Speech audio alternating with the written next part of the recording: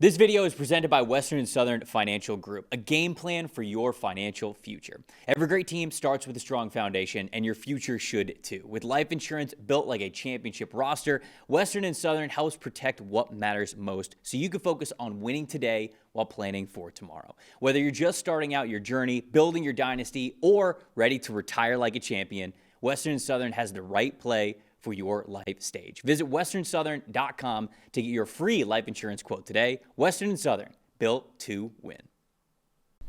Hi everybody, welcome back to the PFF YouTube channel and our team mock draft series. Today we've got the Detroit Lions. This is a team that has been a mainstay in the postseason over the last handful of years, but this year missed out on it. So Dalton and I are going to run a 3-round mock draft over at PFF.com using the mock draft simulator and see what we can do, identify some team needs, and get this team back into the postseason and probably the most competitive division in the NFL, Dalton, would you say? I would say it's the best division in football. Oh, like this or the NFC West, one or the other. But both top to bottom, this might be the best one. Either way, tough. So let's fire up the MDS. Let's get into it. Detroit Lions.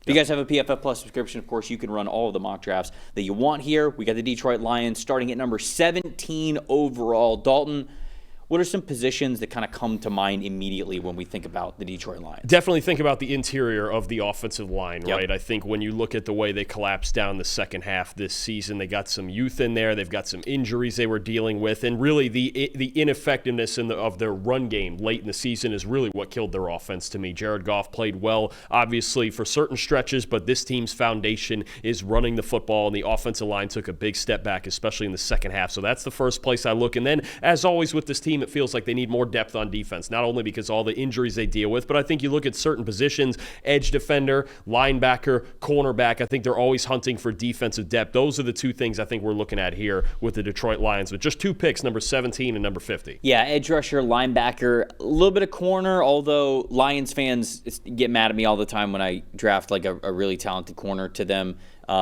especially when it's Jermon McCoy, because the reason why their cornerback room has taking a step back, it feels like, is because of all the injuries. And so, especially with Jermon McCoy coming off the ACL injury, I can understand. They don't want another beat-up corner, but God, he's so good. He'd probably be CB1 in Detroit.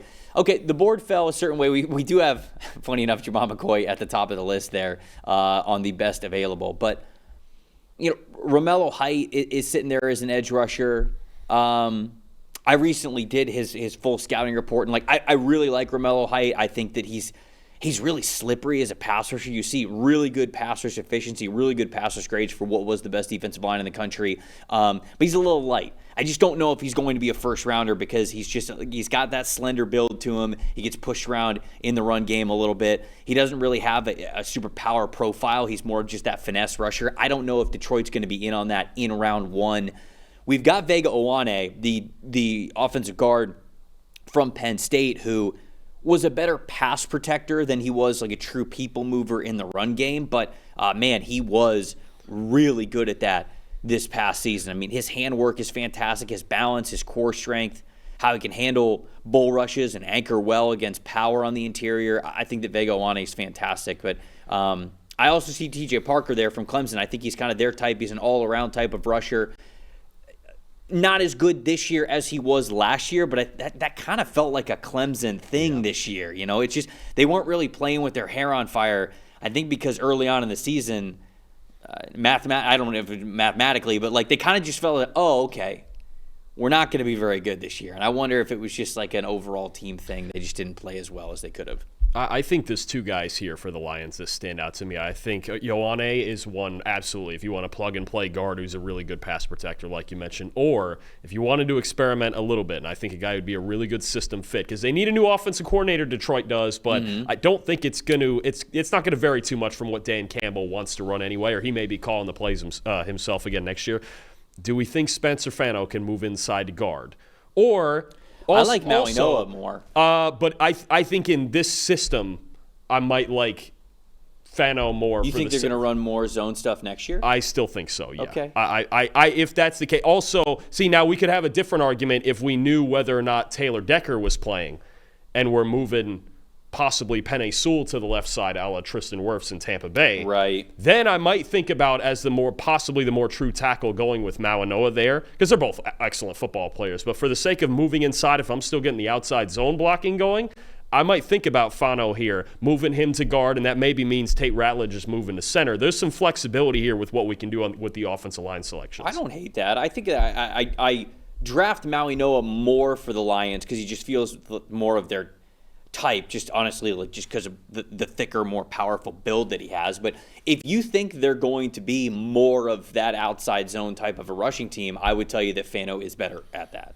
They generally now it's funny because they can get into either, because if you draft Malinoa, well, you can just run more duo and just maul people the way they do, because there's certain weeks where it's like, okay, they're going to get to the outside. There's certain other weeks where they're just going to maul you in duo. So either one works. It's just a matter of if either one. To me, for now, I think we have to assume that Decker is still playing. Yeah. So which one transitions easier to guard, and which one do you like better in there beyond all the scheme assumptions, because they don't even have an OC right now.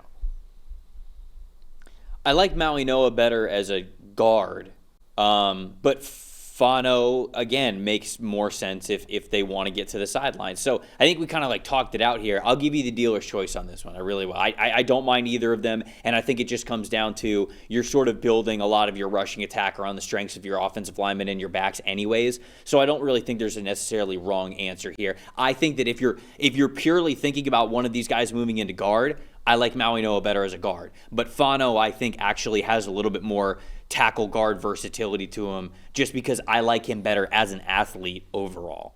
Does that make sense? I feel you.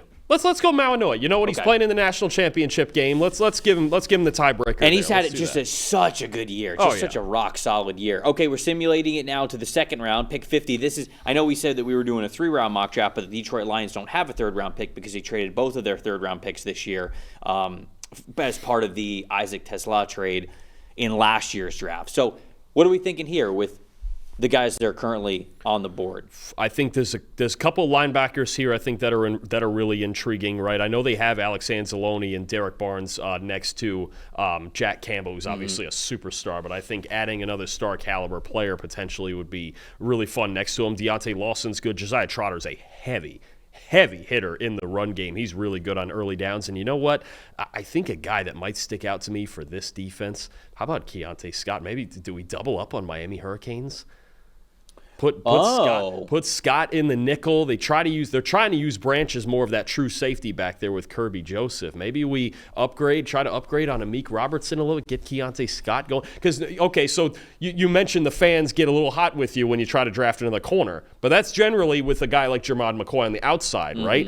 I wouldn't hate an upgrade here at the nickel. Plus, Keontae Scott, maybe the best run-defending defensive back in the country right now. He's incredible. Yeah, he is absolutely a Lions type through and through. Are there any edge rushers that tempt us here? Because I do think Deontay Lawson's solid. To be honest with you, though, I think that like Jake Galday, who is a little bit further down the line, like he to me is more of a Lions type, just because he gives you a little bit of like pseudo pass rush as well. Sticking with your Miami Hurricane theme here. I don't know that he'll be on the board at 50. Yeah, I'd take Akeem Messidor. I'd sprint this in. I would sprint this in. I just did his full scouting report. Going to be a lot higher than 70 here on your board pretty soon. Yeah, I'm updating this one pretty soon. But there is reason to believe he would be available right around 50 because he's going to be one of the older prospects in the class. He's going to be like 26 years old his rookie season because he's a 6th-year senior, 7th-year senior maybe. I mean, he started his career at West Virginia, played there a couple years. He's been at Miami. He started as like a heavy-handed defensive end, and then he moved into nose tackle, and then, he was back more at defensive end. And over the last 3 years, he has been losing weight in a good way. He's been like trimming up his body, losing the body fat. The relentlessness that Akeem Messidor has, the hand speed, the just fundamentals of winning in the little ways as a pass rusher, the moves that he could go to, the counters that he has. Like, I love his pass rush style. If he is available at 50, I would sprint this in if I was the Detroit Lions. Let it rip then? Double up Miami Hurricanes? Let's do it. Yeah. He's like 70 on the board right now. I'm probably going to put him in like the 40s, 30s range on my like consensus rankings.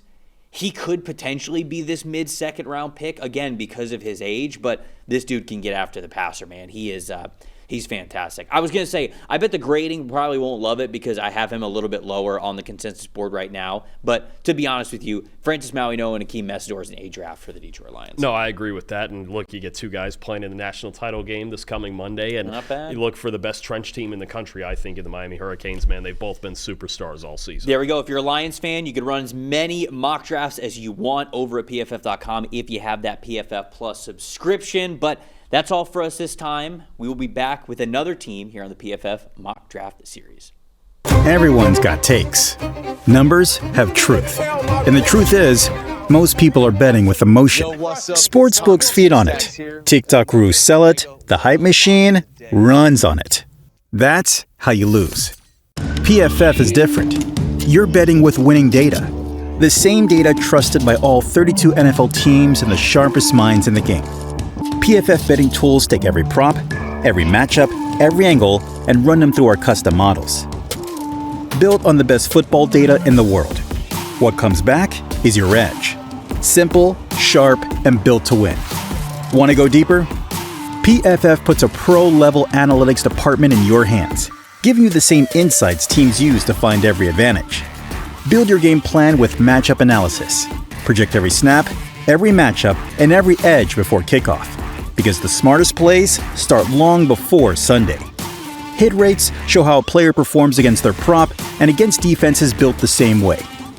It's the data that gives you real confidence in every pick. Next, Key Insights translates PFF data into the story behind every matchup, giving you the why that powers your bets. From coverage schemes to defensive looks, it's the context that turns raw numbers into winning decisions. When you're ready to take action, filter through every prop on the market and focus on the opportunities that matter, by game, matchup, or value. Then, shop for the best available line in your area and tap your book of choice to place the bet instantly. Everyone's got takes, but now you've got truth. Bet with data, win with PFF.